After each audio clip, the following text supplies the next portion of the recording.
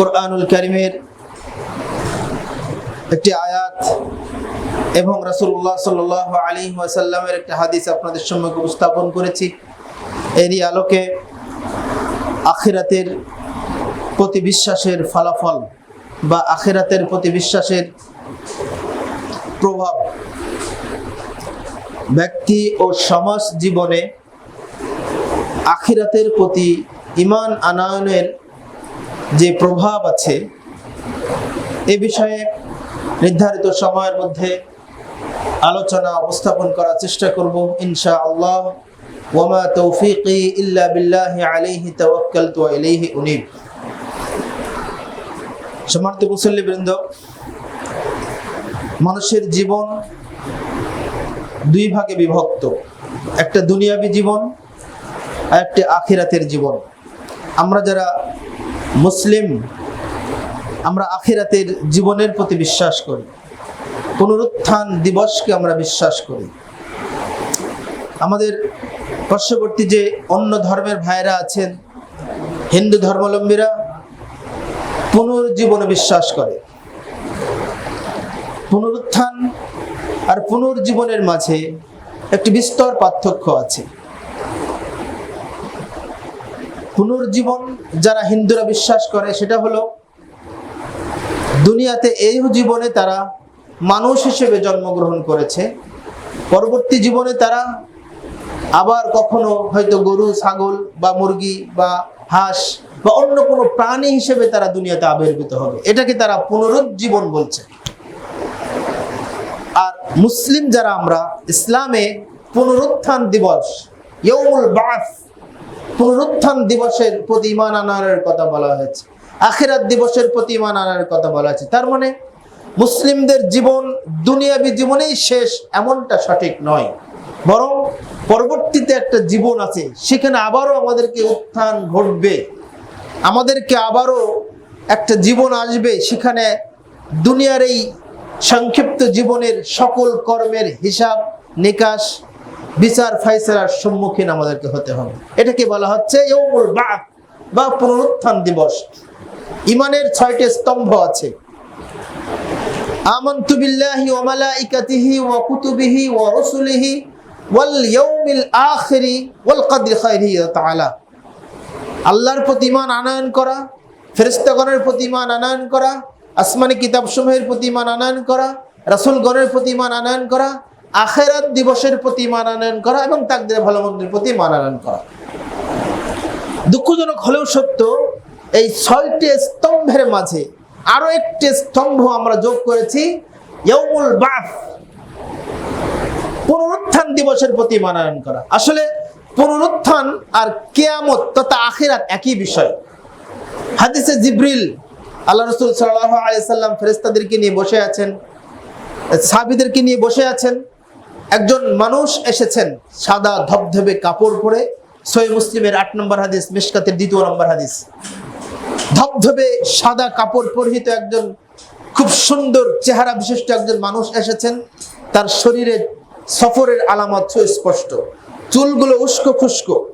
তিনি রাসূলের সামনে বসলেন, হাঁটুর সাথে হাঁটু লাগিয়ে উরুর উপরে 2 হাত দিয়ে আল্লাহ নবী ওই আগত ব্যক্তি রাসূলুল্লাহ সাল্লাল্লাহু আলাইহি ওয়াসাল্লামকে বলছেন, আখবিরনি আনিল ঈমান, ঈমান সম্পর্কে আমাকে সংবাদ দিন। তখন রাসূল সাল্লাল্লাহু আলাইহি ওয়াসাল্লাম বলছেন, আন তুমিনা বিল্লাহি ওয়া মালাইকাতিহি ওয়া কুতুবিহি ওয়া রুসুলিহি ওয়াল ইয়াউমিল আখিরি ওয়াল কদরি খাইরিহি মিনাল্লাহি তাআলা। যে আল্লাহর প্রতি ঈমান আনয়ন করা, যেটা বললাম 6টি স্তম্ভের উপর। এখানে কিন্তু ওয়াল বা'থি বা'দ এটা নাই, পুনরুত্থান নাই, অর্থাৎ আখিরাত পুনরুত্থান একই জিনিস। তারপরে বললেন, আখবিরনি আনিল ইসলাম, ইসলাম সম্পর্কে আমাকে সংবাদ দিন। তিনি বললেন, শাহাদাতু আল্লা ইলাহা ইল্লাল্লাহ ওয়া শাহাদাতু আন্না মুহাম্মাদুর রাসূলুল্লাহ, ইকামিস সালাহ ওয়া ইতাইজ যাকাহ ওয়াল হজ ওয়া সাওম রমাদান। এইভাবে তিনি অনেকগুলো বিষয় প্রশ্ন করলেন, তিনি সবগুলো উত্তর দিয়েছিলেন। এটাকে বলা হয় হাদিসে জিবরিল। তাহলে মানুষের জীবনে তথা মুসলিমদের জীবন দুটা জীবনে বিভক্ত। একটা হলো দুনিয়াবী জীবন, একটা হলো আখিরাতের জীবন। একটা হলো দুনিয়ার এই সংক্ষিপ্ত সফর, আর একটা হলো চিরন্তন চিরস্থায়ী জীবন, যে জীবনের কোনো ক্ষয় নেই, লয় নেই, যেখানে মানুষের জন্মও হবে না, মৃত্যুও হবে না। লা ইয়ামুতু ওয়া লা ইয়াহইয়া।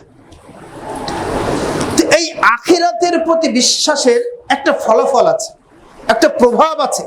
মুসলিমরা যদি, কোনো মানুষ যদি এই আখিরাতের প্রতি ঈমানটা তার পোক্ত হয়, মজবুত হয়, তাহলে তার জীবনটাই খুব সুন্দরভাবে পরিচালিত হতে বাধ্য। কেমন করে? আল্লাহ সুবহানাহু ওয়া তাআলা বলছেন, মান কানা ইউমিনু বিল্লাহি ওয়াল ইয়াউমিল আখিরি ওয়া মান ইয়াত্তাকিল্লাহু ইয়াজআল মাখরাজা। যে ব্যক্তি আল্লাহর প্রতি এবং কিয়ামত দিবসের প্রতি, আখিরাত দিবসের প্রতি ঈমান আনয়ন করলো এবং আল্লাহকে ভয় করলো, আল্লাহ রাব্বুল আলামিন বলছেন ওয়া ইয়াজআল লাহু মাখরাজা, তার সকল বিপদে আপদে, দুঃখ কষ্টে, হতাশা, ব্যঞ্জনায়, সকল অবস্থায় আল্লাহ তার পথ পরিষ্কার করে দিবে। সুবহানাল্লাহ বিহামদিহি। সকল অবস্থায়, সকল পরিস্থিতিতে তার পথকে আল্লাহ পরিষ্কার করে দিবে। শর্ত কি? আল্লাহর প্রতি ঈমান, কিয়ামত দিবসের প্রতি ঈমান এবং আল্লাহর ভয়। এটা সূরা তালাকের 3 নম্বর আয়াত। সূরা আলে ইমরানের 59 নম্বর আয়াতে আল্লাহ তাআলা বলছেন, ইয়া আইয়ুহাল্লাযীনা আমানু আতিউল্লাহ ওয়া আতিউর রাসূল। হে ঈমানদারগণ, তোমরা আল্লাহর প্রতি ঈমান আনয়ন করো এবং তোমাদের রাসূলের প্রতি ঈমান আনয়ন করো। ওয়া উলিল আমর, আনুগত্য করো, এবং রাসূলের, তোমাদের মাঝে যারা উলিল আমর, যারা নির্দেশ প্রদান করে, যারা পরিচালনা করে, যারা চোরের হাত কাটতে পারে, যারা জিনা করলে তার বিচার করতে পারে, নেতৃস্থানীয় ব্যক্তিবর্গের আদেশ শোনো। ফাইন তানাযাতুম বিশাইইন, যদি তোমাদের মাঝে কোনো বিষয়ে দ্বন্দ্ব হয়, মতবিরোধ হয়, ফারুদ্দুহু ইলাল্লাহি ওয়া রাসূল, তাহলে ওই দ্বন্দ্বীয় যে বিষয়টি হয়েছে, এই বিষয়টি আল্লাহ এবং আল্লাহর রাসূলের দিকে সুপর্দ করো। মনে রাখো, ইন কুনতুম তুমিনুনা বিল্লাহি ওয়াল ইয়াউমিল আখির, যদি তুমি আল্লাহ এবং কিয়ামত দিবসের প্রতি ঈমান আনয়ন করে থাকো। যারা আল্লাহ এবং আল্লাহ রাসূলের প্রতি ঈমান আনয়ন করে, তাদের একটা অন্যতম বৈশিষ্ট্য, তারা আল্লাহর আনুগত্য করে, রাসূলের আনুগত্য করে এবং তাদের মাঝে নেতৃস্থানীয় ব্যক্তিবর্গের আনুগত্য করে। শর্ত কোরআন এবং হাদিসের ভিত্তিতে। যদি কোনো বিষয়ে দ্বন্দ্ব হয়ে যায়, যদি কোনো বিষয়ে মতবিরোধ হয়ে যায়, তাহলে তারা আল্লাহ এবং আল্লাহ রাসূলের দিকে সুপর্দ করবে। যদি শর্ত কি, ইন কুনতুম তুমিনুনা বিল্লাহি ওয়াল ইয়াউমিল আখির, যদি আখিরাত দিবস এবং আল্লাহর প্রতি ঈমানটা মজবুত হয়। সম্মানিত সুধী মণ্ডলী, কোরআনুল কারিমে এবং হাদিসে রাসূলুল্লাহ সাল্লাল্লাহু আলাইহি ওয়াসাল্লাম, আল্লাহ সুবহানাহু ওয়া তাআলা অসংখ্য জায়গায় ঈমানকে এই দুটি বিষয়ের সাথে সম্পৃক্ত করা হয়েছে। একটা হলো আল্লাহর প্রতি এবং একটা কিয়ামত দিবসের প্রতি। এই দুটা বিষয়ের সাথে স্পেশালিটি কেন করা হলো? একটা হাদিস আপনাদেরকে বলি। আবু হুরায়রা রাদিয়াল্লাহু আনহু হতে বর্ণিত, তিনি বলছেন, রাসূলুল্লাহ সাল্লাল্লাহু আলাইহি ওয়াসাল্লাম বলেছেন, মান কানা ইউমিনু বিল্লাহি ওয়াল ইয়াউমিল আখিরি ফালা ইউদি জারাহু। যে ব্যক্তি আল্লাহ এবং কিয়ামত দিবসের প্রতি ঈমান আনয়ন করলো বা করেছে, সে যেন তার প্রতিবেশীকে কষ্ট না দেয়। ফালা ইউদি জারাহু, সে যেন তার প্রতিবেশীকে কষ্ট না দেয়। হতে পারে সেই প্রতিবেশী দরিদ্র, হতে পারে সেই প্রতিবেশী অমুসলিম, হতে পারে সে প্রতিবেশী অনেক ধনী, হতে পারে সে প্রতিবেশী অন্য কোন মাযহাব, মতবাদ, ইজম বা তরিকার অনুসারী। প্রতিবেশী হলেই তারকে কষ্ট না দেওয়া, এটা ঈমানের দাবি। এটা আল্লাহ এবং কিয়ামত দিবসের প্রতি ঈমানের সাথে সম্পর্কিত বিষয়। যদি আমি প্রতিবেশীর সাথে সম্পর্ক ভালো না করি, তাহলে আমার ঈমানটা, আল্লাহ এবং কিয়ামত দিবসের প্রতি যে ঈমান, এই ঈমানটা কি হয়ে যাবে? ত্রুটিপূর্ণ হয়ে যাবে। সেজন্য প্রতিবেশীর সাথে সদ্ব্যবহার করে। রাসূলুল্লাহ সাল্লাল্লাহু আলাইহি ওয়াসাল্লাম বলছেন, প্রতিবেশীর সাথে সদ্ব্যবহার করার বিষয়টি আল্লাহ তাআলা এতই গুরুত্বারোপ করেছেন, আমার কাছে ফেরেশতা জিবরিল এত বেশি এসেছে এই বিষয়টা নিয়ে, মনে হয় আমার জমি, আমার সম্পত্তির উত্তরাধিকারী প্রতিবেশীকে দেওয়া হবে। এটা তিনি মনে করতেন, এতই গুরুত্বারোপ করা হয়েছে। এই হাদিসের দ্বিতীয় বাক্যে আল্লাহ নবী বললেন, মান কানা ইউমিনু বিল্লাহি ওয়াল ইয়াউমিল আখিরি ফালইউকরিম দাইফাহু। যে আল্লাহ এবং কিয়ামত দিবসের প্রতি ঈমান আনয়ন করেছে, সেজন্য তার বাড়িতে আগত মেহমানকে সম্মান করে। তার বাড়িতে মেহমান, সে মেহমান নিজের আত্মীয়, রক্ত সম্পর্কীয় হতে পারে, দূর সম্পর্কীয় হতে পারে, অথবা অপরিচিত কেউ হতে পারে। সে আপনার এলাকায় আসুক, আপনার মসজিদে আসুক, আপনার বাড়িতে আসুক, তার সাথে সম্মানজনক আচরণ করতে হবে। ইসলামের অন্যতম একটি ভূষণ হলো আমরা চাই যে সকলেই আমার সাথে ভালো আচরণ করুক, চাই না? সকলেই চাই আমরা, আমাদের সাথে অন্যরা ভালো ব্যবহার করুক, ভালো আচরণ করুক। এটা আমার একান্ত চাওয়া, সকলেরই চাওয়া। এটা যখন আমার একান্ত চাওয়া, তখন আমাদেরও চাওয়া হওয়া উচিত যে আমিও যেন অন্যকে ভালোবাসি। আমাকে যেমন সবাই ভালোবাসুক, এটা আমি চাই, ঠিক আমাকেও অন্যকে ভালোবাসতে হবে। এটা ইসলামের অন্যতম একটা ভূষণ। রাসূলুল্লাহ সাল্লাল্লাহু আলাইহি ওয়াসাল্লাম বলছেন, ওই ব্যক্তি লা ইউমিনু আহাদুকুম হাত্তা আকুনা আহাব্বা ইলাইহি, যে ওই ব্যক্তি কখনোই ঈমানদার হতে পারবে না যে নিজের জন্য যা ভালোবাসে অপরের জন্য তাই ভালো না বাসবে। এর মুসলিমদের একটা অন্যতম ভূষণ এবং আল্লাহর প্রতি এবং আখিরাত দিবসের প্রতি ঈমানের একটা গুরুত্বপূর্ণ অংশ।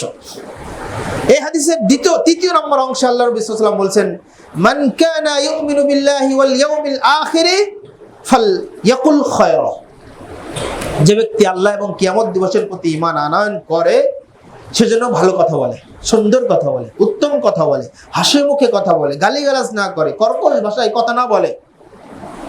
যদি কথা বলে তাহলে ভালো কথা বলে, আর যদি না, অন্যথা যদি ভালো কথা বলতে না পারে তাহলে সে চুপ থাকবে, ফালইয়াকুল খায়রান আও লিয়াসমুত, তাহলে চুপ থাকো।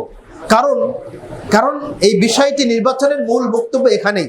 দেখেন, এই প্রসঙ্গে এসে সহিহ বুখারীর আরেকটা হাদিস আপনাদেরকে বলি। রাসূলুল্লাহ সাল্লাল্লাহু আলাইহি ওয়াসাল্লাম বলছেন যে ফায়ানদুরু ইলা ইয়ামিনিহি ফালা ইয়ারা ইল্লা জাহান্নাম। কিয়ামতের সেই কঠিন পরিস্থিতিতে, যেদিন সূর্য আমাদের 1 মাইল দূরবর্তী স্থানে আগমন করবে, সাহাবায়ে কেরাম এই হাদিসের ব্যাখ্যায় বলেছেন যে চোখের ভুরু আর চোখের পাতা, এই চোখের ভুরু আর চোখের পাতার দূরত্ব যতটুকু, কিয়ামতের দিন মানুষ আর সূর্যের দূরত্ব হবে ততটুকু। এখন আমরা এই ভাদ্র মাসে এসে যে গরমের তীব্রতা অনুভব করছি, যা আমাদের জন্য সহ্য করা অনেক কষ্টকর হয়ে যাচ্ছে, কষ্টসাধ্য হয়ে যাচ্ছে, যেখান থেকে কোটি কোটি মাইল দূরে অবস্থান করছে, তাই না সূর্য? আর সেদিন কিয়ামতের ময়দানে আমাদের সূর্য আসবে আমাদের মাঝে চোখের ভুরু আর পাতার মাঝে যতটুকু দূরত্ব, এতটুকু পরিমাণে। সেদিন এই পরিস্থিতিতে, এরকম জটিল এবং কঠিন মুহূর্তে আল্লাহ রাসূল বলছেন, ফায়ানদুরু ইলা শিমালি ইয়ামিনি, সে ডান দিকে দেখবে বাঁচার কোনো পথ আছে কিনা। ফালা ইয়ারা ইল্লা জাহান্নাম, সে আগুন ছাড়া কিছু দেখবে না। উপরে আকাশ, উপরে সূর্যের তাপ, প্রখর তাপ, আর ডান দিকে দেখবে আগুন, জাহান্নামের আগুন দাউ দাউ করে জ্বলছে। ফায়ানদুরু ইলা শিমালিহি ফালা ইয়ারা ইল্লা জাহান্নাম, বাম দিকে তাকাবে, বাম দিকে তাকিয়ে দেখবে আগুন আর আগুন। উপরে আগুনের মতো তাপ, ডান দিকে আগুন, বাম দিকে আগুন। আল্লাহ রাসূল বলছেন, ফাত্তাকুন নারা ওয়ালাউ বিশিক্কি তামরাতিন, শোনো হে আমার উম্মাহ, যদি তোমরা এই জ্বলন্ত দাউ দাউ আগুন থেকে এবং সূর্যের প্রখর তাপ থেকে বাঁচতে চাও, ওয়াত্তাকুন নারা, যদি এই আগুন থেকে বাঁচতে চাও, ওয়ালাউ বিশিক্কি তামরাতিন, তাহলে একটা খেজুরকে কয়েকটা টুকরা করলে, কয়েকটা টুকরার একটা টুকরা আল্লাহর রাস্তায় সাদাকা করে হলেও তোমরা এই আগুন থেকে রক্ষা করো নিজেদেরকে। তারপরের বাক্য আরো অত্যন্ত খুব চমৎকার একটা কথা বানিয়ে আমাদেরকে উপহার দিলেন। বলছে, ফাইল্লাম তাজিদ শিক্কাতু তামরাতিন, যদি তুমি দান করার মতো এই খেজুরের কয়েকটা টুকরার একটা টুকরাও না পাও, ফাবিকালিমাতিন তাইয়্যিবাহ, তাহলে ভালো কথা বলো, পবিত্র কথা বলো, সুন্দর কথা বলো, হাসিমুখে কথা বলো, কর্কশ ভাষী হয়েও না, মিথ্যা কথা বলো না, মানুষের সাথে ঝগড়া বিবাদ করো না, মোলায়েম ভাষায়, সুন্দর ভাষায়, মুস্কি হাসি দিয়ে কথা বলো, তাহলেই এই জাহান্নামের আগুন থেকে এই কথা বলা তোমাদেরকে রক্ষা করবে ইনশাআল্লাহ। আলহামদুলিল্লাহ, কত চমৎকার ফায়সালা আল্লাহ তাআলা আমাদেরকে দিলেন। সম্মানিত শুধু মণ্ডলী, কুরআনুল কারীমের দুটা আয়াত এবং রাসূলুল্লাহ সাল্লাল্লাহু আলাইহি ওয়াসাল্লামের দুটা হাদিস আপনাদের সম্মুখে উপস্থাপন করে একথা আমি বোঝাতে চাচ্ছি, আখিরাত দিবসের প্রতি ঈমানের সাথে এবং আল্লাহর সাথে ঈমানের সাথে যে বিষয়টি জড়িত, দেখেন সবগুলো সমাজের সাথে সম্পর্কিত। অনেকগুলো হাদিস আছে, বলছি কেন এই দুটা বিষয়ের প্রতি স্পেশাল কেন। আমি আল্লাহর প্রতি ঈমানটা আমার যখন পোক্ত হয়ে যাবে, দৃঢ় হয়ে যাবে, আল্লাহকে যখন আমি চিনব, আল্লাহর ক্ষমতা, আল্লাহর মর্যাদা, আল্লাহর সম্মান, আল্লাহর ইজ্জত, আল্লাহর যত বড়ত্ব মহত্ব আছে, এটা যখন একজন মানুষ জেনে যাবে, তখন আল্লাহ এই দুনিয়ার এই অশান্তি, অরাজকতা, হতাশা, নৈরাজ্য, এগুলো আর কিছু থাকবে না। কারণ আল্লাহ সুবহানাহু ওয়া তাআলার ক্ষমতা সম্পর্কে নিজেই তিনি বর্ণনা করেছেন। সূরা সূরার 11 নম্বর আয়াত আল্লাহ তাআলা বলেছেন, লাইসা কামিথলিহি শাইউন ওয়া হুয়াস সামিউল বাসীর। তার সমতুল্য কিছুই নাই, তিনি সব কিছু শোনেন এবং সব কিছু দেখেন। এই যে সামি এবং বাসীরের ব্যাখ্যা কি আমরা জানি? আল্লাহর আমরা শুনি এই আয়াতগুলো, বারবার শুনি, কিন্তু সামি সবকিছু দেখেন মানে কি? বাসীর সবকিছু শোনেন মানে কি? সবকিছু দেখেন এবং সবকিছু শোনেন, সবকিছু বলতে কি বোঝানো হয়েছে? পৃথিবীতে যত মুফাসসির আছেন, সকল মুফাসসির এই আয়াতের তাফসীর করেছেন একই, সেটা হলো আমাবস্যার রাত আছে না, খুব ঘুটঘুটে রাত, আমাবস্যার ঘুটঘুটে অন্ধকার রাত্রিতে যদি একটি কালো কুসকুসে পাথরের উপরে একটি কালো পিঁপড়া হেঁটে যায়, তাহলে আল্লাহ সুবহানাহু ওয়া তাআলা 7 আসমানের উপরে আরশে আজিমে কুরসির উপর থেকে তিনি ওই আমাবস্যার ঘুটঘুটে অন্ধকার রাত্রির কুসকুসে কালো পাথরের উপর দিয়ে হেঁটে যাওয়া কালো পিঁপড়ার পায়ের আওয়াজ তিনি শুনতে পান এবং ওই পিঁপড়াকে তিনি দেখতে পান। সুবহানাল্লাহ বিহামদিহি। আল্লাহর এই ক্ষমতা, আল্লাহর এই শ্রবণ শক্তি, আল্লাহর এই দর্শন শক্তি সম্পর্কে যদি মানুষ অকিফাল থাকতো, মানুষ যদি জানা থাকতো, তো অন্ধকারে মানুষ পাপ কাজ করতে পারতো? কোটি কোটি টাকা বিদেশে সুইস ব্যাংকে জমা করতে পারতো, দেশের টাকা কোটি কোটি টাকা লুটপাট করে দেশটাকে একেবারে ধ্বংসের কিনারায় পৌঁছতে পারতো। কারণ আমরা মুসলমান, কিন্তু আমাদের আল্লাহর পরিচয় সম্পর্কে এতটুকু পরিমাণ জানার ঘাটতি, মানে জানা নেই।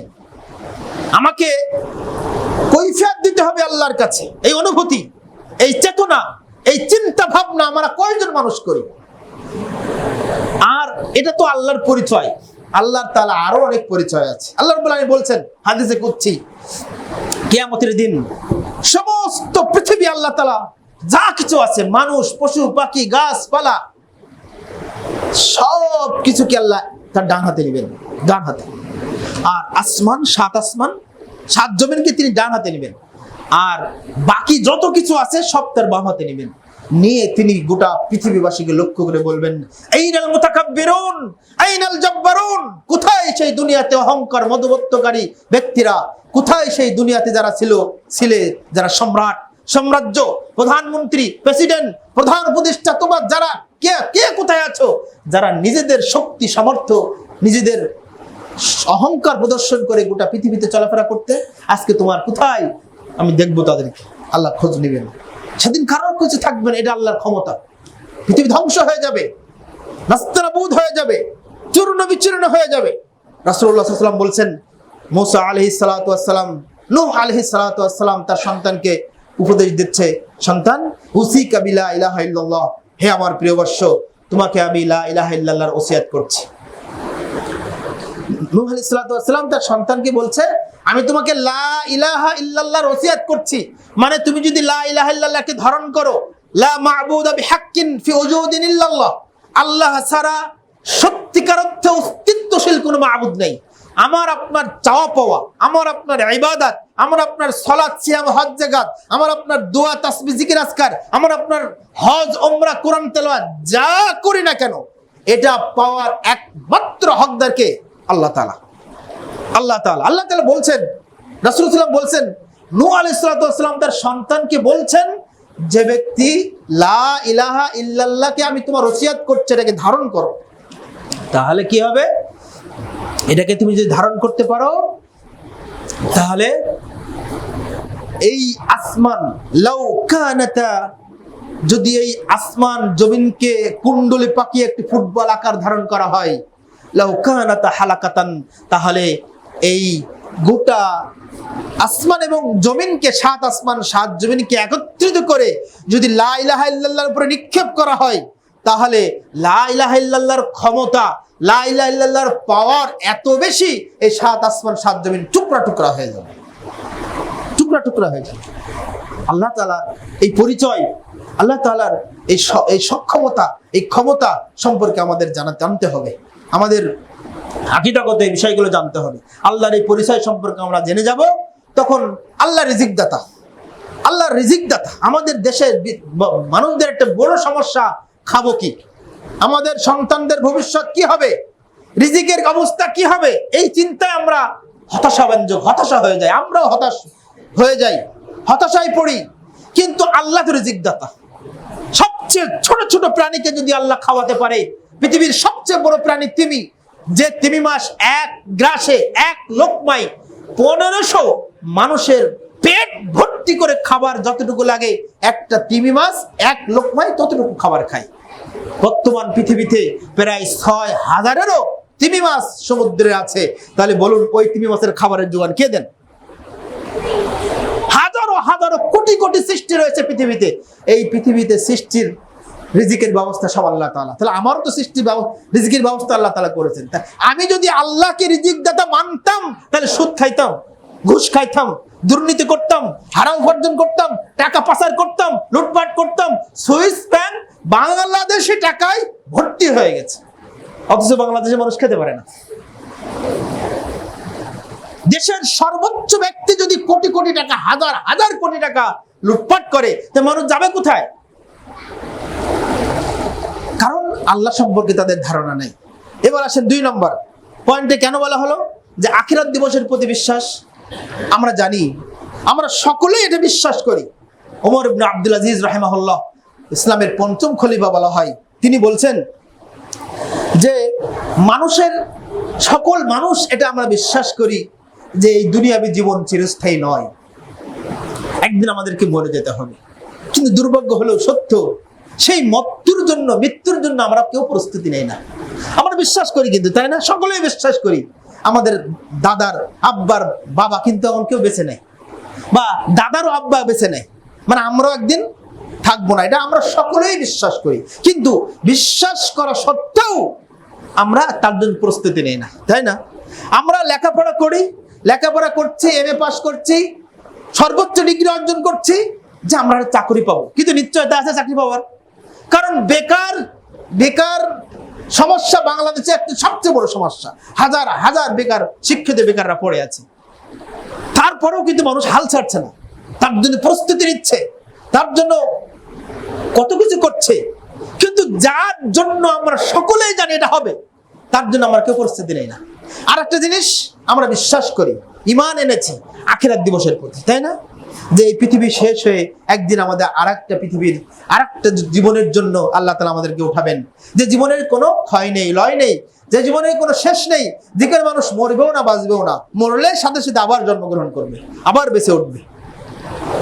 এরকম পরিস্থিতিতে সেই আখিরাতের জন্য আমরা আবার কেউ প্রস্তুতিও নেই না, রাসূলুল্লাহ সাল্লাল্লাহু আলাইহি ওয়াসাল্লাম বলছেন, জানো, কেউ কি বলতে পারো তোমাদের মধ্যে সবচেয়ে বুদ্ধিমান কে?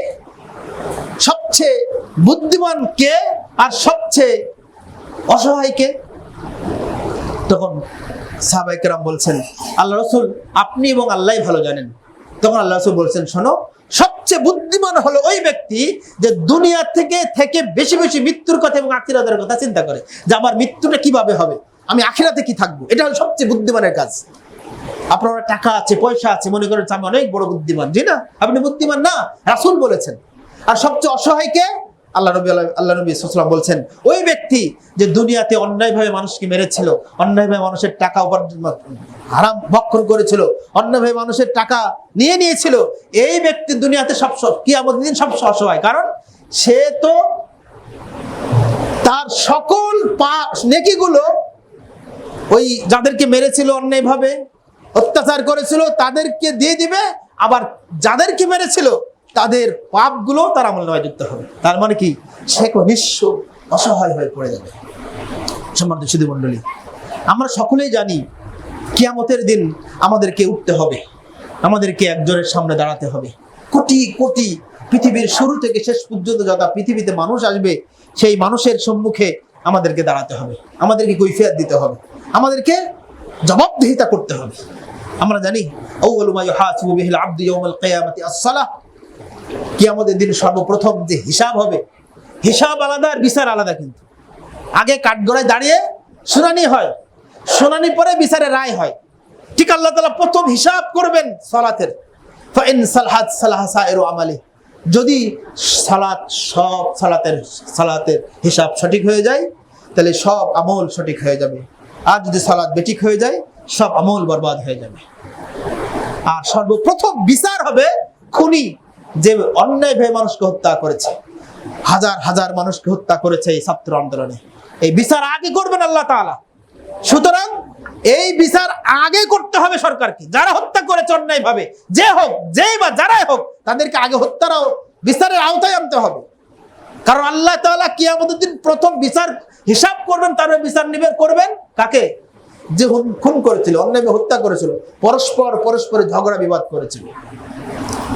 আমার যদি এই আখিরাতে জবাবদিহিতা করতে হবে, এই অনুভূতি আমার অন্তরকে নাড়া দেয়। আখিরাতে জবাবদিহিতার সম্মুখীন হতে হবে, এই চেতনা যদি আমি লালন করি, আখিরাতে আমি যাই করি না কেন, আমি জেনা করি, দুর্নীতি করি, টাকা পয়সা মেরে খাই, মিথ্যা কথা বলি, সুদ খাই, ঘুষ খাই, পরকিয়া করি, হারাম উপার্জন করি, মানুষকে গীবত করি, তহমত করি, যাই করে না কেন, প্রত্যেকটা মুহূর্ত আমাকে আল্লাহর কাছে কৈফিয়ত দিতে হবে, জবাবদিহিতার সম্মুখীন হতে হবে। এই মানসিকতা, এই চিন্তা, এই চেতনা যদি আমার ভিতরে সক্রিয় হয়, তাহলে একজন মানুষের পক্ষে কি অন্যায় করা সম্ভব? দেখেন, আমি আপনাদেরকে বলি, একটা সাহাবায়ে কিরাম রাদিয়াল্লাহু তাআলা আনহুর সময়ে, রাসূলুল্লাহ সাল্লাল্লাহু আলাইহি ওয়াসাল্লামের সময়ে আখিরাতের প্রতি বিশ্বাসের যে ফলাফল, আল্লাহ এবং কিয়ামত দিবসের প্রতি বিশ্বাসের যে ফলাফল কত সুন্দর হয়, সে দুনিয়ার শাস্তি মাথা পেতে নিতে সে কুণ্ঠাবোধ করে না। কারণ দুনিয়ার শাস্তি সাময়িক, কিন্তু পরকালের শাস্তি স্থায়ী।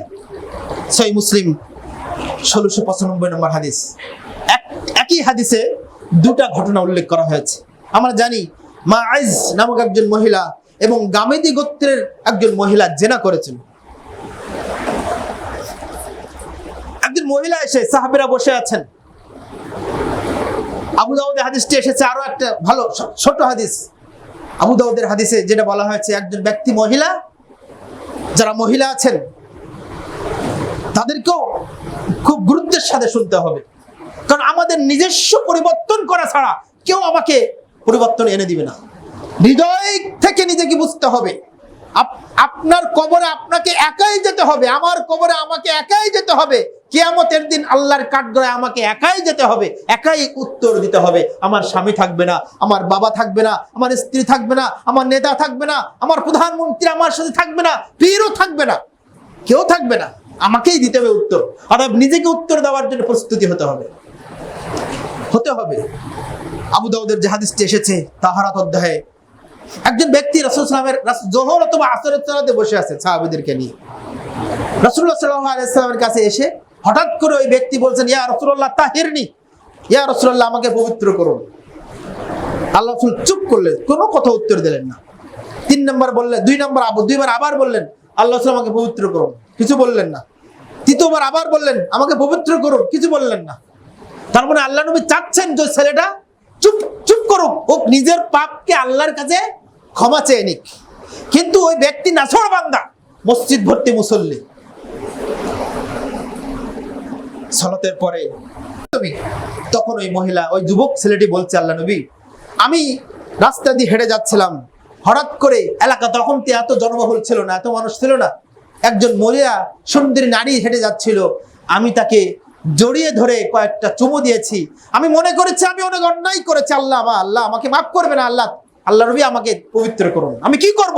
পরকালে আমি কি জবাব দিয়ে তাদের করবো আল্লাহর কাছে? আপনি আমাকে ক্ষমা করুন, মাফ করুন, পবিত্র করুন। আল্লাহ রাসূল এই কথা শুনে কিছু বললেন না, তিনবার বলার পরে কিছু বললেন না। এমন অবস্থায় জোহর অথবা আসরের সালাতের সময় হয়ে গেল। ইমাম মুয়াজ্জিন সাহেব আযান দিলেন, ইকামত দিলেন, সালাত হলো। সালাতের পর ওই লোকটি উঠে দাঁড়িয়ে আবার বলছে, ইয়া রাসূলুল্লাহ তাহিরনি, আমাকে পবিত্র করুন। সুবহানাল্লাহ বিহামদিহি। কোনো লজ্জা নেই, কোনো শরম নেই, কোনো হায়া নেই, কোনো অনুভূতি তার কাজ করছে না। দুনিয়ার এই শাস্তি সে মাথা পেতে মেনে নিচ্ছে, কারণ সে পরকালের দাউ দাউ করা জ্বলন্ত উত্তপ্ত আগুনের শাস্তি সে ভোগ করতে পারবে না। এই সহ্য তার নেই, এই সহ্য ক্ষমতা তার নেই, এই ধৈর্যশীলতা তার নেই। দুনিয়ার এই শক্তি আমি এই জীবনে আমি এই শাস্তি ভোগ করতে পারবো, কারণ এটা সাময়িক। তখন আল্লাহ নবী তাকে ঘোষণা দিলেন, শোনো, তুমি আমাদের যদি সালাত পড়েছো না, এই সালাত পড়েছো, এই সালাতের বিনিময়ে আল্লাহ তাআলা তোমার এই পাপকে ক্ষমা করে দিয়েছে। সুবহানাল্লাহ। সগীরা গুনাহগুলো এই বেশি বেশি ইবাদতের মাধ্যমে, সৎ আমলের মাধ্যমে আল্লাহ ওরা নষ্ট করে দেন, মিটিয়ে দেন। ঠিক এই 1695 নম্বর হাদিসে একটা হাদিস এসেছে, গামেদী গোত্রের এক মহিলা, দুইজন মহিলা, একজন মহিলা এসে বলছেন, আল্লাহ নবী আমি জেনা করেছি, আমাকে পবিত্র করুন। তিনবার বলছে। চতুর্থ নম্বর বলার পরে আল্লাহ নবী বলছেন, এ কি পাগল হয়ে গেল নাকি, এ কি পাগল নাকি? তার মানে আল্লাহ নবী চুপ করে যেতে বলছেন, কিন্তু ওই লোকটি বলছেন, না আমাকে পবিত্র করুন, আমি জাহান্নামের আগুন সইতে পারবো না, ভুল করেছি।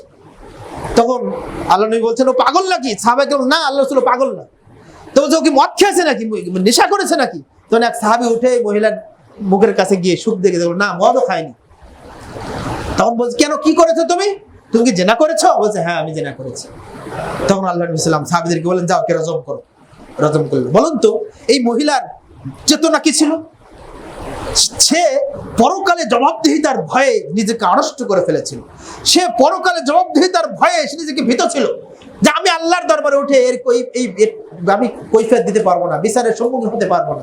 ঠিক গামেদী গোত্রের মহিলা, পেট উঁচু হয়ে গেছে জেনার ফলে, মানে জিনা ভুল করে জিনা করে ফেলেছে, আয়াত নাজিল হয়ে গেছে জিনা হারাম। মহিলা সাহাবী পেট উঁচু হয়ে গেছে, গর্ভবতী অবস্থায় আল্লাহ নবীর কাছে এসে বলছে, আল্লাহ নবী আমি জিনা করার ফলে আমার সন্তান এসেছে পেটে, আমি কি করব? একজন সাহাবী বলছেন, আল্লাহ নবী ওই সন্তানের দায়িত্ব আমি নিলাম। না, আল্লাহ নবী সাল্লাল্লাহু আলাইহি ওয়াসাল্লাম তাকে বললেন, ঠিক আছে, তুমি যখন গর্ভবতী হয়েছো, তোমার সন্তান প্রসব হওয়ার পরে তুমি এসে তোমার ফায়সালা করা হবে। সন্তান প্রসব হলো, সন্তান প্রসব হয়ে সন্তান নিয়ে আবার আল্লাহ নবীর কাছে এসলেন। দেখেন উদগ্র বাসনা, তার চেতনা কি, সে আর কাল বিলম্ব করতে চায় না, যে কোনো সময় তো মারা যেতে পারে যদি সে তওবা না করে। সে আবার এসেছে বাচ্চাকে নিয়ে। নবী সাল্লাল্লাহু আলাইহি ওয়াসাল্লাম বললেন, তুমি যে সন্তানকে লালন পালন, সন্তান দুধ পান করাবে কি, যাও ওই সন্তান দুধ যেদিন ছেড়ে দিবে সেদিন তুমি আসবা। ওই সন্তানকে দুধ ছাড়ানোর পরে হাতে কিছু খাবার নিয়ে রাসূলের দরবারে এসে বলছে, আল্লাহ রাসূল দেখেন বাচ্চা দুধ পান করেছে, হ্যাঁ দুধ পান শেষ করেছে, নতুন কিছু খাবার খাচ্ছে। ওই বাচ্চাকে আল্লাহ নবী একজন মুসলিমের দায়িত্ব দিলেন, আর ওই মহিলাকে কোমর বা গলা পর্যন্ত পুঁতে তাকে পাথর মেরে মেরে হত্যা করা হলো। খালিদ ইবনে ওয়ালিদ রাদিয়াল্লাহু আনহু বলছেন যে ফারামা রাসাহা, আমি তার নিকটবর্তী হলাম এবং তাকে লক্ষ্য করে পাথর ছুঁড়ে মারলাম। ফাতানাদ্দাহাল দামু আলা ওয়াজহি, পাথর ছুঁড়ে মারার সাথে সাথে ওই মহিলার মাথা থেকে কিছুটা রক্ত আমার চেহারায় এসে পড়লো। খালিদ তখন রাগে ফাসাব্বাহা, তাকে গালি দিয়ে ফেললেন। ফাকাল নবী সাল্লাল্লাহু আলাইহি ওয়াসাল্লাম লি খালিদ, রাসূলুল্লাহ সাল্লাল্লাহু আলাইহি ওয়াসাল্লাম খালিদকে বলছেন, মাহলান ইয়া খালিদ, হে খালিদ তুমি থামো। ওয়াল্লাযী নাফসু মুহাম্মাদিন বিয়াদিহি, ওই সত্তার কসম করে বলছি যার হাতে মুহাম্মদ সাল্লাল্লাহু আলাইহি ওয়াসাল্লামের প্রাণ, লাউ তাবাত তাওবাতান, এই মহিলা যে তওবা করেছে, এই মহিলা যে উদগ্র বাসনা নিয়ে তওবা করেছে পরকালে মুক্তি থেকে, শাস্তি থেকে বাঁচার জন্য, লাউ তাবাহা সাহিবু মিকিয়াসিন লাগুফিরা লাহু, যদি বড় জালেম নমরুদের মতো ব্যক্তি আল্লাহর কাছে তওবা করত, তার মতো আল্লাহ তাআলা তার ক্ষমা করে দিতেন। সুবহানাল্লাহ বিহামদিহি। বলুন তো এই মহিলার বাসনা বা চেতনা কি ছিল? আমি পরকালের জবাবদিহিতার সম্মুখীন হতে পারবো না। আল্লাহ তাআলার চূড়ান্ত যে আযাবের শাস্তির যে কথা আল্লাহ রাব্বুল আলামিন বলেছেন, এই শাস্তির সম্মুখীন আমি হতে পারবো না, আল্লাহর কাছে আমি জবাবদিহিতার মুখোমুখি দাঁড়াতে পারবো না। অতএব দুনিয়াতে শাস্তি আমার হয়ে যাক। আল্লাহ নবী সাল্লাল্লাহু আলাইহি ওয়াসাল্লামের ভাষা কি? লাউ তাবাত তাওবাতান, লাউ তাবা আলা মিকিয়াসিন, এই মহিলা যে তওবা করেছে, এই তওবা যদি নমরুদ বা ফিরাউনের মতো বড় বড় জালেমরা পর্যন্ত তওবা করত, তাহলে তাদেরকে ক্ষমা করে দেওয়া হতো। সুবহানাল্লাহ বিহামদিহি। অতএব আখিরাতের চিন্তায় আপনাকে চলা, আখিরাতের মুক্তির জন্য আখিরাতে জবাবদিহিতার কাঠগড়ায় দাঁড়াতে হবে, এই চিন্তা চেতনা নিয়ে আমাদের সকল সময় অতিবাহিত করতে হবে। একজন মানুষ যদি আখিরাতের চিন্তা নিয়ে, আখিরাতের পরিকল্পনা নিয়ে, আখিরাতে আমাকে জবাবদিহিতা দিতে হবে, আমার পরিবার পরিচালনা থেকে শুরু করে, আমার ব্যক্তি জীবন থেকে শুরু করে, আমার সমাজ জীবন, আমি নেতৃস্থানীয় ব্যক্তি, আমি নেতৃত্ব পর্যায়ে রয়েছি, আমি সমাজের ব্যক্তি সমাজে নেতৃত্ব দেই, আমি পরিবারের ব্যক্তি পরিবারকে নেতৃত্ব দেই, আমি মসজিদের ব্যক্তি মসজিদের নেতৃত্ব দেই। সকল স্তরে আমি যদি আমার টার্গেট থাকে পরকালে মুক্তি, আমার টার্গেট থাকে পরকালে সন্তুষ্ট আল্লাহর, আমার টার্গেট থাকে পরকালে জান্নাত, তাহলে কোনো অন্যায়, কোনো অপরাধ, কোনো ধর্ষণ, চুরি, চামারি, পরকিয়া, অবৈধ সম্পর্ক, দুর্নীতি, ডাকাতি, সুদ, ঘুষ কিছু থাকবে দুনিয়াতে? কিছুই থাকবে না। ইসলাম এভাবেই মানুষের নৈতিক সংস্কার করে একটা সমাজ সংস্কার করতে চাই। সম্মানিত সুধী মণ্ডলী, এই আখিরাতের প্রতি বিশ্বাস আপনাকে আমাকে নেকিপূর্ণ, নেকির কাজে উৎসাহ প্রদান করে। কারণ আমি আল্লাহর কাছে আমি দাঁড়াবো, জাহান্নামের আগুন থেকে মুক্তি হতে হবে। আল্লাহর কাঠগড়ায় দাঁড়িয়ে যদি আমি ভালো ফলাফল নিয়ে, ভালো রেজাল্ট নিয়ে দাঁড়াতে পারি, তাহলে কতই না সুন্দর হবে। আল্লাহ তাআলা বলছেন যে আল্লাহ নবী সাল্লাল্লাহু আলাইহি ওয়াসাল্লাম বদরের যুদ্ধের দিন বলছেন, সুন্দর একটি আপনাদেরকে বলি, মুসলিম 135 নম্বর হাদিস। আল্লাহ নবী সাল্লাল্লাহু আলাইহি ওয়াসাল্লাম আয়াত তেলাওয়াত করলেন। তিনি ছিলেন বদর যুদ্ধের সেনাপতি, তিনি কমান্ড করছেন সেনাবাহিনীদেরকে, কুমু ইলা জান্নাতিন আরদুহা ইলা সামাই ওয়াল আরদ। হে মুসলিম সেনাবাহিনী, হে মুসলিম সৈন্যবাহিনী, তোমরা শোনো, কুমু, তোমরা দাঁড়িয়ে যাও ওই জান্নাতের জন্য যে জান্নাতের প্রশস্ততা আসমান এবং জমিন পরিব্যাপ্ত। তখন সকল সাহাবীদের মধ্য থেকে উমাইর ইবনুল হাকাম, উমাইর ইবনুল হুমাম আনসারী রাহিমাহুল্লাহ বলে উঠলেন, হে আল্লাহর রাসূল সাল্লাল্লাহু আলাইহি ওয়াসাল্লাম, যে জান্নাতের কথা আপনি বললেন, এই জান্নাত কি আসমান এবং জমিন, এই যে যা আছে, জমিনের যা আছে, আসমানে যা আছে, তার চেয়েও কি অনেক বড়? বলছে হ্যাঁ, তার চেয়েও অনেক বড়। বলছে সেখানে কি আমরা যেতে পারবো? বলছে হ্যাঁ, আমরা যেতে পারবো। তখন আল্লাহ নবী বলছেন, ফাইন্না লাকা মিন আহলিহা, হ্যাঁ, আমি মনে করি তুমিও সেই জান্নাতের অনুসারী হবে। সুবহানাল্লাহ বিহামদিহি। তখন উমাইর ইবনুল হুমাম আল আনসারী রাদিয়াল্লাহু তাআলা আনহু বলছেন যে তখন তিনি, তার হাতে একটা ব্যাগ ছিল, ব্যাগ থেকে কিছু খেজুর বের করলেন, খেজুর খাওয়া শুরু করলেন। খেজুর খেতে খেতে খেতে খেতে তিনি হঠাৎ করে বলে ফেললেন যে লাইন আনা হাইয়িতু হাত্তা আকুলা তামরাতি, আমি যতক্ষণ পর্যন্ত আমার এই খেজুর খেতে থাকবো।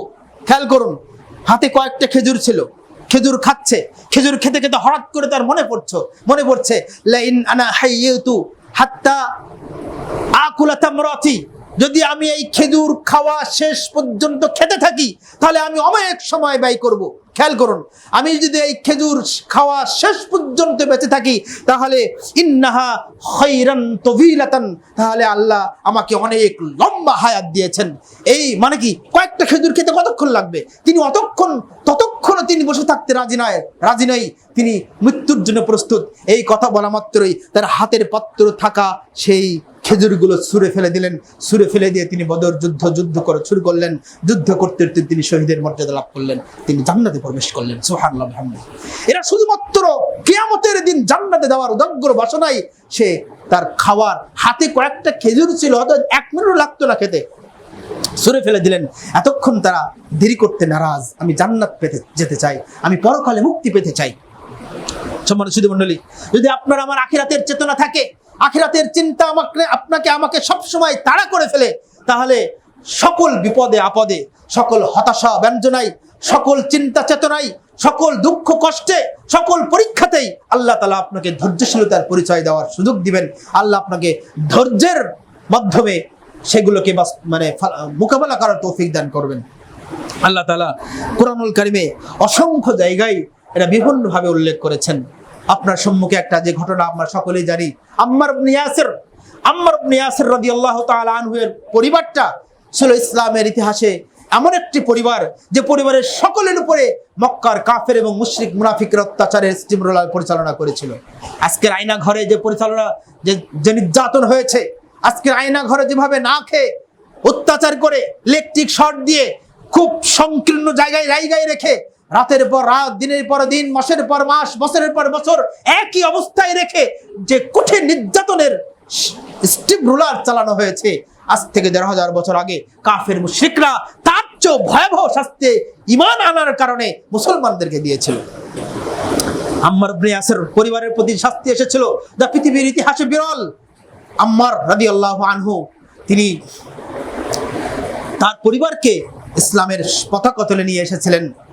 এটা প্রকাশ্যে ঘোষণা করার কারণে সেই সময়কার যারা কাফেরদের সর্দার ছিল তার পরিবারের অত্যাচার চালাতে, তাদের অত্যাচার দেখে রাসূল শুধু কাঁদতেন, রাসূল শুধু কষ্ট পেতেন, কিছু করার ছিল না। একদিন তিনি রাস্তা দিয়ে যাচ্ছেন, যেতে যেতে তিনি বলছেন, সাবরান আলা ইয়াসির ফাইন্না মাওইদাকুমুল জান্নাহ, হে আমার আহলে, হে আমার ইয়াসির পরিবার, আমার আম্মারের পরিবার, তোমরা ধৈর্য ধারণ করো। তোমরা যদি ধৈর্য ধারণ করতে পারো আর এই ধৈর্য ধারণের কারণে তোমাদের মৃত্যু হয়, ফাইন্না মাওইদাকুমুল জান্নাহ, মনে রাখো কিয়ামতের দিন তোমাদের জন্য আল্লাহ জান্নাত প্রস্তুত করে রেখেছেন। সুবহানাল্লাহ ওয়া বিহামদিহি। কিভাবে শাস্তি হয়েছিল?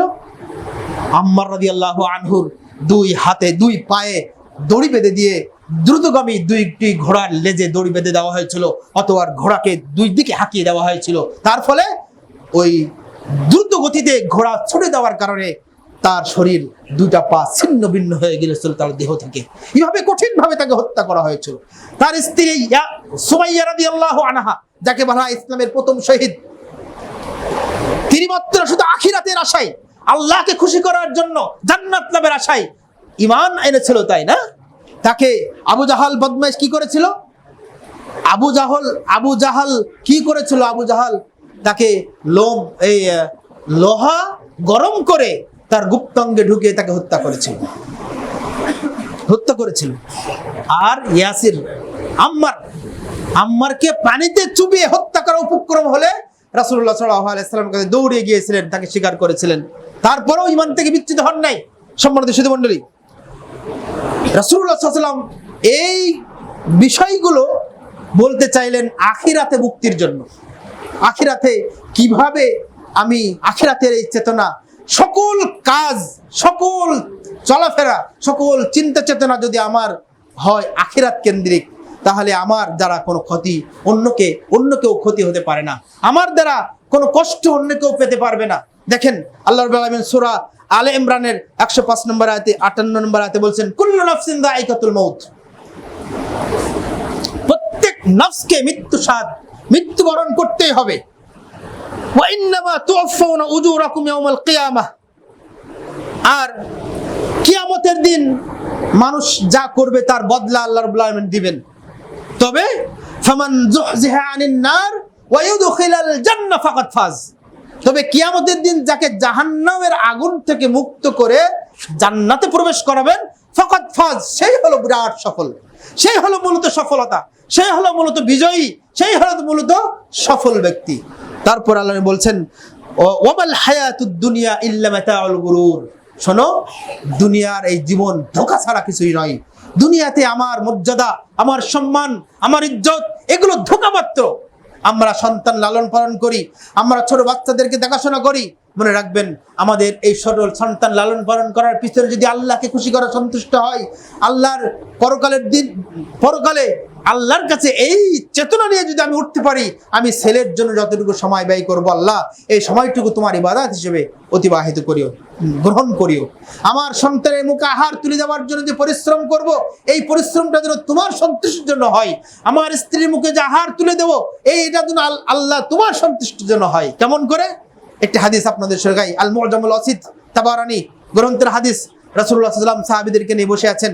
একজন সাহাবী বলছেন, একজন ব্যক্তি মাথায় ঘাড়ে করে অনেক ভারী বোঝা বহন করে নিয়ে চলে যাচ্ছে। তখন পাশ থেকে একজন ব্যক্তি বলছেন, লাউ কানা ফি সাবিলিল্লাহ, যদি এই কষ্ট, এই পরিশ্রমটা আল্লাহর রাস্তায় হতো, আল্লাহকে খুশি করার জন্য হতো, তাহলে কতই না ভালো হতো। তখন রাসূল বলছে, শোনো, আল্লাহ রাস্তা বলতে কি জানো তুমি? লাউ কানা খরাজা ইয়াসআ আলা ওয়ালাদিহি সিগারান ফাহুয়া ফি সাবিলিল্লাহ।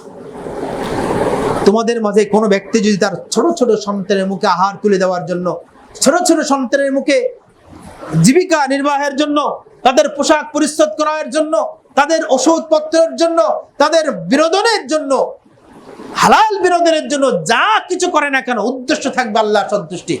যদি এরকম নিয়তে কেউ সন্তানের মুখে আহার তুলে দেওয়ার জন্য যে রিক্সা চালায়, অটো চালায়, মাঠে কাজ করে, অফিসে চাকরি করে, ফাহুয়া ফি সাবিলিল্লাহ, সেটাও আল্লাহর রাস্তা, সেটাই ইবাদত হিসেবে গণ্য হবে। সুবহানাল্লাহ বিহামদিহি ওয়ালাউ কানা ইয়াসআ আলা আবওয়াইন শাইখাইন কাবীরাইন ফাহুয়া ফি সাবিলিল্লাহ। এমনকি কোন ব্যক্তি যদি তার বৃদ্ধ পিতা মাতা অসুস্থ, তাদেরকে সেবা করে, তাদের জন্য ওষুধ ক্রয় করতে যায়, তাদের জন্য পোশাক পরিচ্ছদ ক্রয় করতে যায়, তাদের জন্য যতটুকু সময় ব্যয় করে, এতটুকু সময়টাও আল্লাহর রাস্তা বলে গণ্য হবে, যদি উদ্দেশ্য থাকে আল্লাহকে খুশি করা, যদি উদ্দেশ্য হয় পরকালে মুক্তি পাওয়া, যদি উদ্দেশ্য হয় জান্নাত লাভ করা, তাহলে সেটাও ইবাদত হিসেবে গণ্য হবে। ওয়ালাউ কানা ইয়াসআ আলা নাফসিহি, এমনকি কোনো ব্যক্তি যদি নিজের শরীরকে যত্ন নেয়, নিজের জীবনকে যত্ন নেয়, নিজের শারীরিক কসরত করে, নিজের ব্যায়াম পর্যন্ত করে ভালোভাবে ইবাদত বন্দেগী সুস্থ থাকার জন্য, আল্লাহকে খুশি করার জন্য, তাহলে ওই যতটুকু সময় সে হাঁটছে, দৌড়াচ্ছে, ব্যায়াম করছে, এক্সারসাইজ করছে, নিজের শরীর সুস্থ রাখার জন্য যা যা করছে, যতটুকু মুহূর্ত, যতটুকু সময় সে ব্যয় করছে, ফাহুয়া ফি সাবিলিল্লাহ, সেটাও আল্লাহর রাস্তা বলে গণ্য হবে, ইবাদত বলে গণ্য হবে। সুবহানাল্লাহ বিহামদিহি। কিন্তু ওয়ালাউ কানা রিআআন ওয়া মুফাখারাতান ফাহুয়া ফি সাবিলিশ শাইতান, কিন্তু কোন ব্যক্তি যদি মানুষকে দেখানোর জন্য, অহংকার করে, মানুষকে দেখানোর জন্য অহংকার প্রদর্শন করে যদি কোনো কথা বলে, যদি কোনো কাজ করে, যদি কোনো আমল করে, যদি হজ করে, উমরা করে, দান করে, কুরবানি করে, নামাজ পড়ে, হজ করে, কোরআন পড়ে, তাসবিহ তাহলিল করে, ফাহুয়া ফি সাবিলিশ শাইতান, তাহলে যতটুকু সময় সে অহংকার এবং লোক প্রদর্শনের জন্য করেছে ওটা শয়তানের রাস্তা হিসেবে গণ্য হবে, তথা ওটা ইবাদত নয়। তাহলে আমাকে আপনাকে প্রত্যেকটা মুহূর্ত পরকালের চিন্তায় কাজ করতে হবে। ওই দেখুন একজন মৃগী রোগ মহিলার বক্তব্য, একজন মহিলার মৃগ রোগী, সে রাসূলের কাছে এসে বলছেন, ইয়া রাসূলুল্লাহ সাল্লাল্লাহু আলাইহি ওয়াসাল্লাম, আমি মৃগ রোগী, আমি মাঝে মাঝে যখন মৃগ রোগ আমার উপরে আচ্ছন্ন হয় তখন আমি অজ্ঞান হয়ে যাই, আর যখন অজ্ঞান হয়ে যাই লোকেরা বলে আমার কাপড়, তখন আমার লজ্জাস্থান তখন উন্মুক্ত হয়ে যায়, কাপড় সরে যায়, কাপড় উলট পালট হয়ে যায়, আপনি আমার জন্য দোয়া করেন যেন আমি সুস্থ হতে পারি। তখন আল্লাহ নবী সাল্লাল্লাহু আলাইহি ওয়াসাল্লাম বলছেন, শোনো, তুমি যদি এই রোগের ধৈর্য ধারণ করো তাহলে তোমাকে পরকালে আল্লাহ জান্নাত দিবেন, আর যদি তুমি দোয়া করতে বলো আমি দোয়া করবো, আল্লাহ তোমাকে সুস্থ দান করবে, কোনটা করবা বলো? তখন ওই মহিলা, ওই রোগী, মৃগ রোগী মহিলা শুধু জান্নাতের জন্য শুধু আল্লাহ রসুলকে বলেছে, আল্লাহ নবী ঠিক আছে, আমি ধৈর্য ধারণ করবো যাতে আমি পরকালে জান্নাত পেতে পারি, আমি ধৈর্য ধারণ করবো, তবে আমার জন্য এতটুকু দোয়া করেন যেন আমি যখন উলঙ্গ হয়ে যাই, আমি যেন রোগী, আমার পর যখন মৃগী রোগ এসে পড়ে তখন আমি অজ্ঞান হয়ে যাওয়ার পরে আমার উলঙ্গ হয়ে যায়, এই উলঙ্গ হওয়া থেকে যেন আল্লাহ আমাকে হেফাজত করে। তখন আল্লাহ নবী তাকে হেফাজত দোয়া করলেন, তারপর থেকে ওই মহিলা আর কোনোদিন উলঙ্গ হন নাই।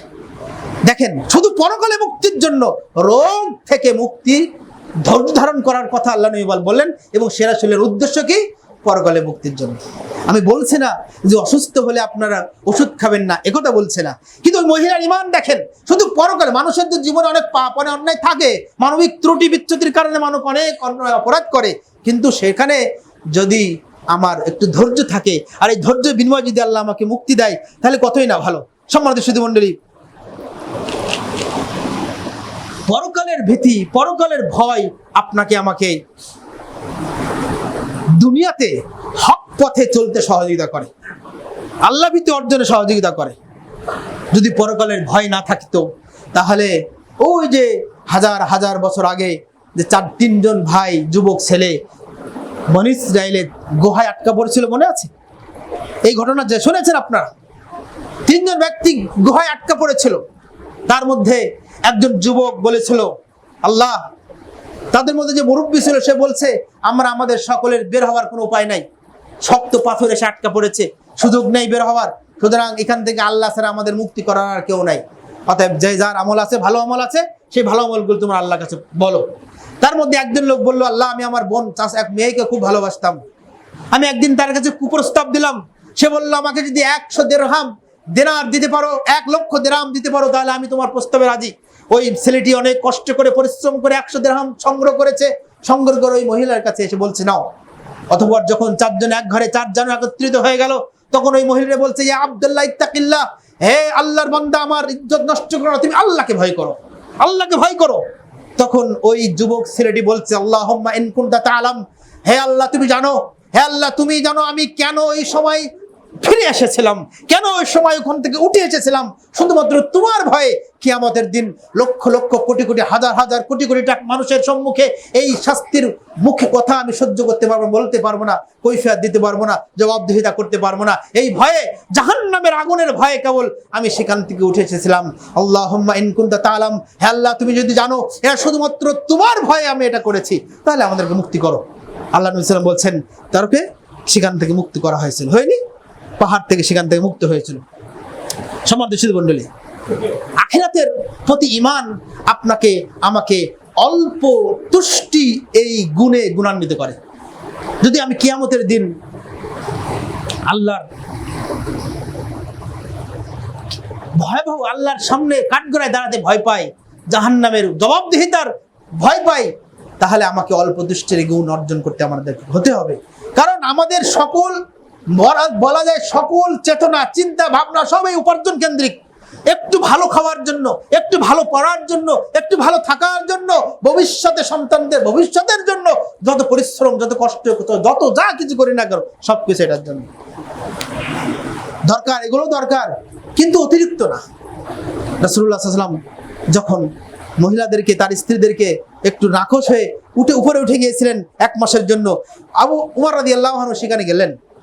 উমর রাদিয়াল্লাহু আনহু সেখানে গিয়ে দেখলেন আল্লাহ নবীর দৃশ্য গিয়ে দেখলেন যে তিনি এই খেজুরের পাতা দিয়ে একটি চামড়ার পাত্রের মধ্যে খেজুরের পাতা ঢুকিয়ে একটা বালিশ দেওয়া আছে, সেই বালিশে মাথা দিয়ে শুয়ে আছেন। আর যে পাত্রটা, যে বিছানাটা বিছানো আছে, সেটা হলো খেজুরের পাতার বিছানা পাটি। তিনি এমনভাবে খালি গায়ে শুয়ে আছেন, ওই পাটির দাগ তার শরীরে লেগে আছে। এই দৃশ্য দেখে, আর তার পাশে ছোট্ট একটা পানির পাত্র, যে পানির পাত্রের অর্ধেক পানি আছে আর অর্ধেক তিনি খেয়েছেন। তখন আল্লাহ নবী সাল্লাল্লাহু আলাইহি ওয়াসাল্লামকে লক্ষ্য করে ওমর রাদিয়াল্লাহু আনহু কেঁদে দিলেন, কাঁদছেন। তখন ওমর রাদিয়াল্লাহু আনহু, আল্লাহ রাসূল বলছেন, ওমর তুমি কাঁদছো কেন, কেন কাঁদছো তুমি?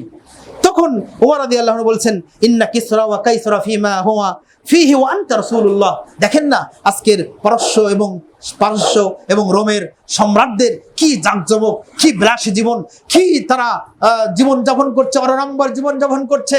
আর সেখানে আপনি আল্লাহর নবী, যেখানে আপনার মতো পৃথিবীর কোনো মানুষ আপনার কাতারে দাঁড়াতে পারবে না, সেখানে আপনার অবস্থা দেখেন, এই জন্য আমি কাঁদছি।